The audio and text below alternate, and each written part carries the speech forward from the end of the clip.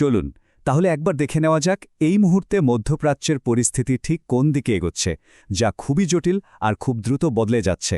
ঘটনার শুরুটা কিন্তু বেশ নাটকীয়। সৌদি আরবে থাকা একটা মার্কিন ঘাঁটিতে হামলার খবর দিয়ে আর বলা হচ্ছে এই হামলাটা নাকি ইরান করেছে।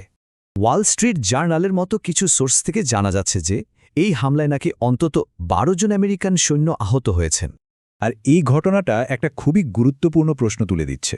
মানে এমন একটা সীমা লঙ্ঘন করা হয়েছে যার পর থেকে পরিস্থিতি আর আগের মতো থাকার কথা নয়।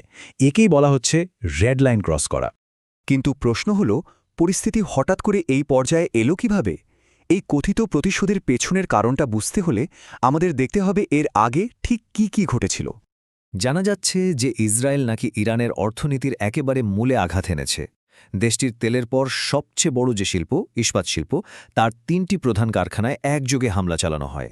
ভাবা যায় এই কারখানাগুলো থেকে ইরানের প্রায় $6.5 বিলিয়ন বৈদেশিক মুদ্রা আসে। এটা তাদের দ্বিতীয় বৃহত্তম রপ্তানি খাত।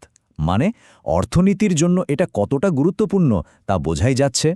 শুধু অর্থনৈতিক টার্গেটই নয়, অভিযোগ উঠেছে যে ইরানের বেসামরিক পারমাণবিক কর্মসূচির ওপরও নাকি হামলা চালানো হয়েছে, বিশেষ করে আরাক হেভি ওয়াটার প্ল্যান্টে, যেটা তাদের নিউক্লিয়ার প্রোগ্রামের জন্য খুবই গুরুত্বপূর্ণ একটা অংশ।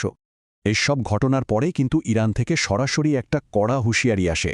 একজন ইরানি কর্মকর্তা বলেন, আপনারা এখন সে রেড লাইন পার করেছেন, এর জন্য ইসরায়েলকে চড়া মূল্য দিতে হবে। একেবারে পরিষ্কার হুমকি। আচ্ছা, তো এই হুমকির পর ইরান ঠিক কী ধরনের পাল্টা ব্যবস্থা নিয়েছিল বলে শোনা যাচ্ছে? চলুন সেটাই দেখি। খবরে যা আসছে তাতে দেখা যাচ্ছে ইরান একটা বহুমুখী পাল্টা আক্রমণ চালিয়েছে। যেমন সৌদি আরবে থাকা মার্কিন বিমান ঘাঁটিতে হামলা করেছে, এরপর দুবাইয়ের একটা হোটেলে যেখানে মার্কিন সেনারা ছিল বলে খবর, সেখানে আর তেল আবিবের বিভিন্ন জায়গায় ড্রোন হামলা চালানো হয়। আর সবশেষে হরমুজ প্রণালী, যেটা বিশ্ব বাণিজ্যের জন্য খুবই গুরুত্বপূর্ণ একটা জলপথ, সেটার উপর নিজেদের পুরো নিয়ন্ত্রণের ঘোষণা দিয়েছে। ব্যাপারটা কিন্তু আর শুধু 2 দেশের মধ্যে সীমাবদ্ধ নেই, এখানে আঞ্চলিক শক্তিগুলো জড়িয়ে পড়ছে, আর তাতে সংঘাতের পরিধি আরও বাড়ছে। এই স্লাইডটা কিন্তু খুব ইন্টারেস্টিং। লেবানন থেকে হিজবুল্লাহ দাবি করছে যে তারা নাকি খুবই সস্তা, মানে ধরুন $1000 মিসাইল দিয়ে $60 লক্ষ দামের 100রও বেশি ইসরায়েলি ট্যাঙ্ক ধ্বংস করে দিয়েছে। এটাকে বলে অ্যাসিমেট্রিক ওয়ারফেয়ার, মানে অসম শক্তির লড়াই, যেখানে কম খরচে অনেক বড় ক্ষতি করা সম্ভব।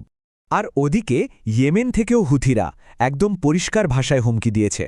তাদের এক মুখপাত্র বলেছেন, শর্ত পূরণ হলেই তারা সরাসরি সামরিক হস্তক্ষেপ করবে। মানে তারাও যুদ্ধে নামার জন্য তৈরি। তাহলে এই সব কিছু মিলিয়ে মূল বিষয়টা কি দাঁড়াচ্ছে? এখানকার সোর্সগুলোর প্রধান অভিযোগ হল আমেরিকা আর ইসরায়েল একটা দ্বিমুখী নীতি বা ডাবল গেম খেলছে। এই স্লাইডটা দেখলেই ব্যাপারটা পরিষ্কার হয়ে যাবে। একদিকে তারা মুখে বলছে যে তারা আলোচনা চায়, উত্তেজনা কমাতে চায়, এমনকি পাওয়ার প্ল্যান্টে 10 দিনের জন্য হামলা থামানোর কথাও বলছে। কিন্তু অন্যদিকে অভিযোগ উঠছে যে তারা ঠিক সেই সময়েই ইরানের স্টিল প্ল্যান্ট, পারমাণবিক স্থাপনার মতো গুরুত্বপূর্ণ বেসামরিক অবকাঠামোর ওপর হামলা চালিয়ে যাচ্ছে।